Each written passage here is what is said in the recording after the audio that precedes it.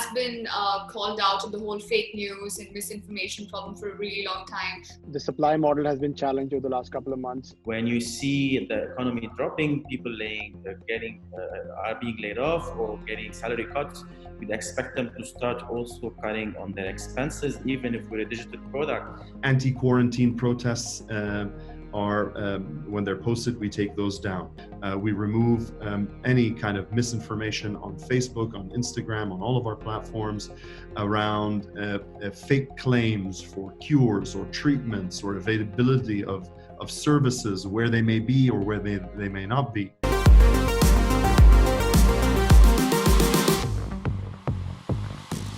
It is a fact that individuals, businesses, and even governments are coming from a weaker purchasing power.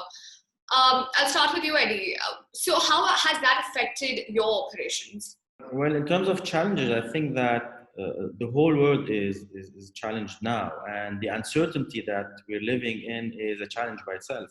You don't know how this is when it's gonna end, how it's gonna affect the whole economy. We haven't lived in a pandemic before, so we don't know how to mitigate such risks. So that's a challenge by itself. And clearly, when you see the economy dropping, people are being laid off or getting salary cuts, we'd expect them to start also cutting on their expenses, even if we're a digital product. So all these are things that somehow keeps you awake at night. Even the work from home, you want to make sure that the team is still motivated, they're still, working in a good spirit. So all these challenges are really new. We didn't account for any of these. It's not something we can put in a business plan, especially for a company like us. Is piracy a huge challenge for you and your operations directly? Well, piracy has been actually the reason why we exist, right? Piracy has been always a challenge for us and for every content or media company. And that's the reason why we exist, because if there were no piracy, probably we still buy songs and still buy, albums and all of that. But this has been a problem since ages and will always be. Again, I mean, that's a good problem, honestly, because the more we develop and the more we give a better experience to users, the more we eat up from the piracy and the more we grow. Right now, Facebook is essentially playing a very important role when it comes to disseminating information. A lot of people rely on social media platforms to get a lot of their news, to get most of the COVID-based information, etc. It also comes with the challenge of misinformation being spread, because at the end of the day, it is a social network where people can post. So how exactly are you tackling that particular issue right now? Well, look, this is top of mind and one of our key focus areas, which is combating misinformation. We remove any kind of misinformation on Facebook, on Instagram, on all of our platforms around fake claims for cures or treatments or availability of services, where they may be or where they may not be. And it occupies a massive capacity from Facebook to constantly be curating and observing and cleaning up and listening to communities around what is real and what is not. And we don't only do it ourselves. We have employed the services of 60 fact-checking organizations around the world in more than 50 languages. And in the past month, we've added a few more. Particularly for this part of the world. We are doing it now in Arabic with an organization called Fatabayyanu that evaluates and vets authenticity of comment.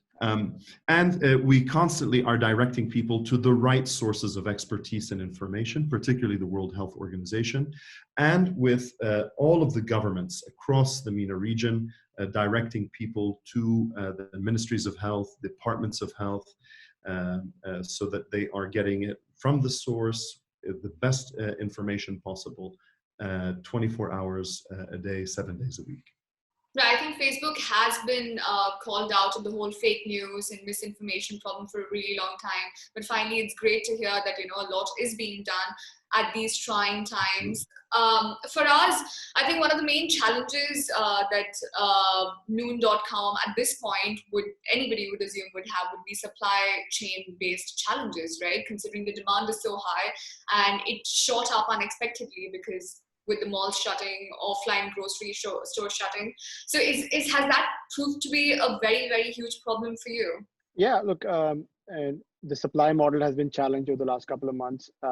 As the crisis started towards February, in China, we can say that we were in some form like preparing for it. Um, the inbound supply chain from China, particularly for most major brands and for our direct imports, was has been impacted since that time, um, and it's recovering for sure. But that has actually taught our market, our sellers, the local regional retailers to grow new muscles. Will likely depend a lot more on what's available in the markets within our borders. We're trying to sell what's here, trying to be a channel for people who have stock within the country. I think that's happening a lot more. But yeah, no doubt, like the supply, China has been the world's factory for many decades now, and any disruption will have effects on retail around the world. And I think so far we've been able to get through it based on the sort of stocks that were available locally. But as you see around the world, retail um, is also very resilient, and people move fast. Despite these lockdowns, most retail companies have been able to operate their warehouses. So people are being smart. They're coming up with solutions to get stock into stores and warehouses wherever customers need them. So, but we're hopeful. We're seeing China recover. Everyone's hoping that the momentum towards recovery continues. Uh, Global supply lines have been largely restored. So we believe that the supply model will likely be normalized soon, and then I think that challenge will become less of an issue. And the question is, what kind of demand will we see on the platform? What kind of uh, shifts do we see in consumer preference in our local markets? And then matching that demand to the right supply is going to be the question, and where people will focus on. As of now, though, as of 23rd of April, is there a shortage of supply when it comes to any of the products that is in demand? I think we're reasonably well stocked. There is there continues to be an emphasis on essential categories. People buying things that protect them from the virus. People buying things that they need, given the offline retail is largely not available. So yeah, there are these sort of choppy categories and things, but overall, I'd say like supply is largely there.